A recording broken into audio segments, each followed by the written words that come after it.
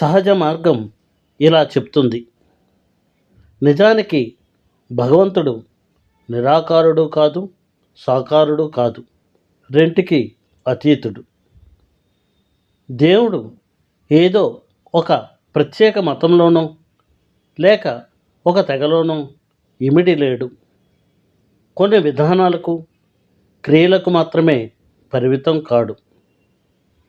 కేవలం ధార్మిక గ్రంథాల నుండి అతనిని కనుగొనటం అసాధ్యం.